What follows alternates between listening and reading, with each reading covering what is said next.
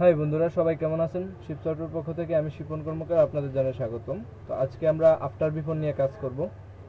তো after before নিয়ে মনে হয় আপনাদের আগে থেকে তেমন ধারণা নেই, তবে ধারণা থাকলে ভালো, আর না থাকলে আজকে আপনারা ক্লিয়ার হয়ে যাবেন যে আফটার বিফোর কীভাবে কাজ করে। তো চলুন আমরা সরাসরি কাজে চলে যাই। এখান থেকে আমরা আমাদের ফাইলে চলে যাই। এখানে আমরা প্রথমত একটি বাটনের মধ্যে আফটার বিফোর প্রয়োগ করে দেখাবো। আমরা একটা ডিভ নিয়ে আগে ডিভের নাম দিই বিটিএন দিলাম, আর তার ভিতরে একটা অ্যাঙ্কর ট্যাগ নিয়ে আমরা নর্মাল যেভাবে বাটন তৈরি করি সেভাবে একটা বাটন তৈরি করি। প্রথমত ক্লিক নামে একটা বাটন তৈরি করলাম, আর এটা ট্যাক্স ডেকোরেশন, তারপরে এগুলো আমরা ঠিক করে ফেলি। যেমন প্রথমে বিটিএন এটা tax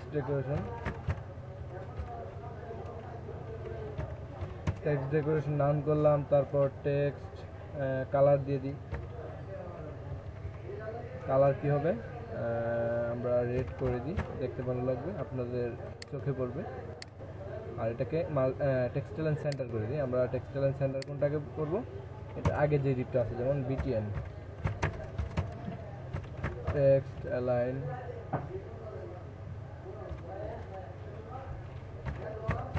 textile and centre.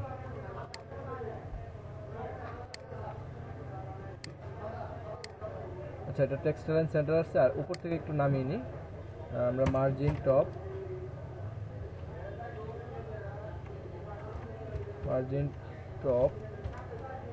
100 pixel করে দিই।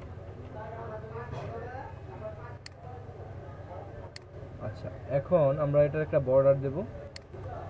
আমরা এখানে বর্ডার দিই। বর্ডার কত দেব, 1 পিক্সেল সলিড স্টাইল দিলাম। আর বর্ডারের কালারটা কি দেবো, আমরা ব্লু দিয়ে দিই।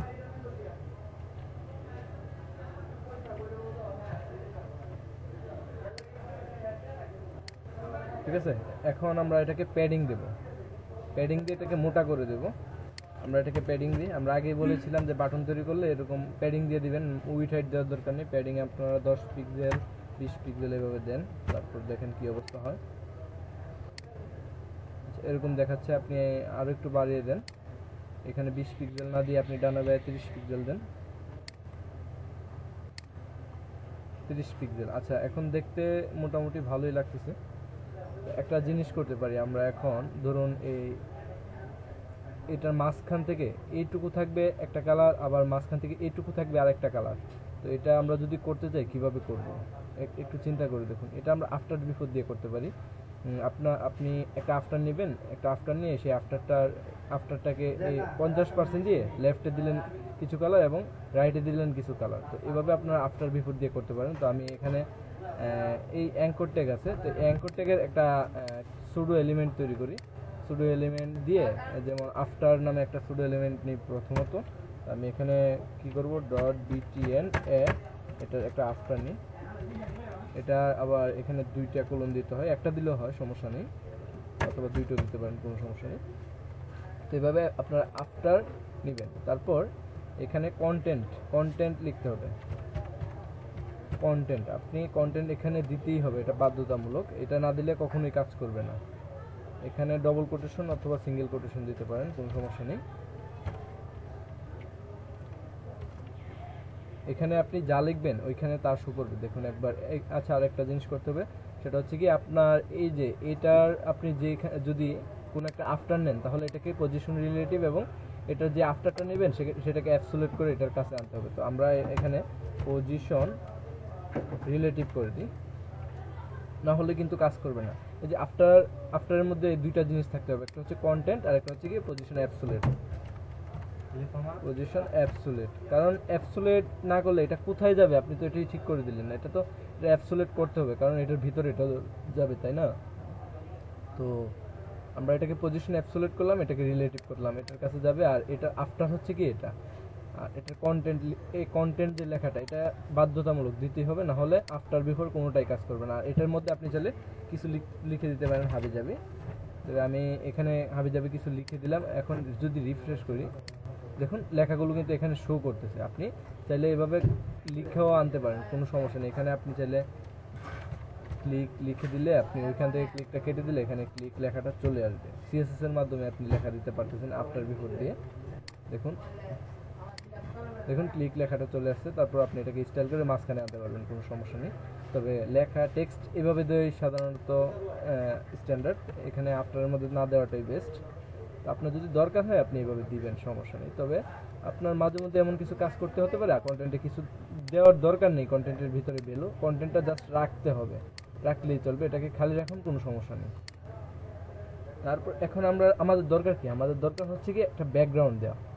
এখানে আমাদের এই পাশে একটা ব্যাকগ্রাউন্ড, এই পাশে একটা ব্যাকগ্রাউন্ড। তো আমরা একটা কাজ করতে পারি, এটার উইথ কতটুকু, এটার উইথ যতটুকু পাবে তার 50% এই আফটারের পাবে, মানে এই অর্ধেকটা, এই বাটন যতটুকু আছে তার অর্ধেকটা পাবে এই আফটার।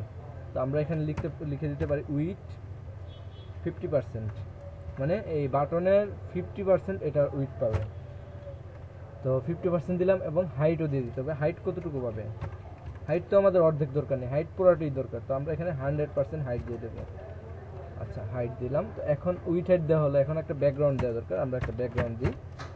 ব্যাকগ্রাউন্ড এখানে আমরা কি দিতে পারি, ধূসর কালার দিয়ে দিই, অথবা হ্যাঁ ডিডিডি ধূসর কালার দিয়ে দিলাম। এখন যদি আমরা একটু রিফ্রেশ করি পেজটা, তাহলে দেখা যাবে এটা। আচ্ছা, এরকম দেখাচ্ছে। তো এরকম দেখাচ্ছে। তো আমরা চাই কি এটা এইখান থেকে শুরু হোক। তো এখান থেকে যদি শুরু করতে চাই, আমরা একটা কাজ করতে পারি যে এটাকে লেফট থেকে 0 করে দিতে পারি, মানে এখান থেকে এটা শুরু হবে এদিকে। তো লেফট থেকে আমরা 0 করা, লেফট থেকে এখান থেকে শুরু হয়েছে। তো আপনি যদি লেফট থেকে 100% করেন, দেখুন কি হয়। আপনি এখানে 100%ও দিতে পারেন, কোনো সমস্যা নেই, মানে 100% ওই দিক থেকে শুরু হবে। দেখুন লেফট থেকে এদিক থেকে 100%, মানে এটার বাইরে থেকে শুরু হবে, এটার বাইরে থেকে, মানে লেফট থেকে 100% এদিকে এসে তারপর এটা শুরু হবে। তো আপনি আবার চাইলে রাইট থেকে দিলে এদিক থেকে এটা এদিকে চলে যাবে। তো আপনি 100% দেওয়ার যদি কখনো দরকার লাগে, ধরুন আপনি এটাকে, আচ্ছা আমি এটা পরে দেখাচ্ছি একটু। আপনি ধরুন, আর এটাকে টপ থেকে 0 দিলাম। আচ্ছা, এইটুকু হয়েছে। তো আমরা আরেকটা জিনিস করতে পারি, যে কি করতে পারি এটা, আচ্ছা ধরুন এখন আপাতত আমরা লেফট থেকে 0 রাখি, পরে এটাকে স্টাইল করবো, অন্যরকম অ্যানিমেশন দেব।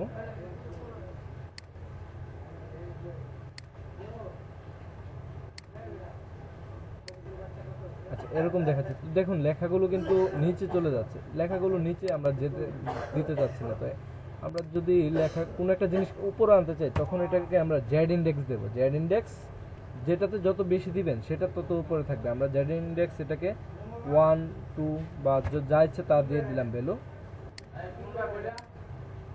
তো কাজ করতেছে না, কেন কাজ করতেছে না? তো এটাতে যদি জেড ইন্ডেক্স কাজ না করে, আপনি এটাতে জেড ইন্ডেক্স মাইনাস করে দিবেন, কারণ এটা অ্যাবসোলিউট করা আছে, এটাতে জেড ইন্ডেক্স কাজ করবে। আপনি এটাতে জেড ইন্ডেক্স দিলে কাজ করবে না। তো আমরা এখানে জেড ইন্ডেক্স -1 করে দিলাম, মানে এটার নিচে এটা থাকবে। দেখুন এখন কিন্তু উপরে উঠে গেছে। আপনি এটাকে এখন 1 করে দেন, সমস্যা নেই, অথবা কেটে দিলেও কোনো সমস্যা নেই, ডিফল্ট 1 পেয়ে যাবে। তো এখন আমাদের এইটুকু হয়েছে। তো আমরা অর্ধেকটা কিন্তু কালার করে ফেলেছি, এখন আর বাকি অর্ধেকটাতে কালার দেবো। বাকি অর্ধেকটাতে আমরা ব্লু কালার দিয়ে দিই। চলুন বাকি অর্ধেকটাতে কিভাবে দেবো, আমরা এখানে আবার কি করব, সেম আগের মতো বিটিএন ক্লাস নেব, তারপর এর ভিতরে এ, তো সেটার মধ্যে একটা বিফোর নেব, BEFO আর বিফোর। তো বিফোর নিলাম। তো এটাকে আবার আগের মতো কন্টেন্ট দেব। কন্টেন্ট কি দেব, ফাঁকা রেখে দেবো, আমাদের কিছু কন্টেন্ট দেওয়ার দরকার নেই। তো এখন পজিশন আবার অ্যাবসোলিউটও করে দিতে হবে, অ্যাবসোলিউট করে দিলাম। তারপর এটা উইথ দিতে হবে কি 50%, কারণ অর্ধেকটা আমরা আর অর্ধেকটা কালার করতে যাচ্ছি। উইথ 50%। দেন এটাকে আমরা হাইটও দিয়ে দেব। হাইট কতটুকু দেবো, 100%, আমাদের 100% দরকার। আচ্ছা, তো এখন ব্যাকগ্রাউন্ড আমরা কি দেবো, ব্লু।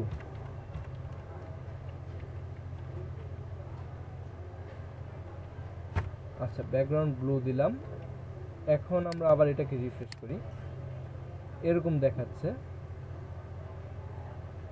এরকম আমরা চাচ্ছি না, আমরা চাচ্ছি যে রাইট থেকে এটা 0 থাকবে, মানে এদিক থেকে শুরু হবে এবং টপ থেকে 0 মানে উপর থেকে শুরু হবে। তো আমরা এটাকে রাইট থেকে 0 করি এবং টপ থেকেও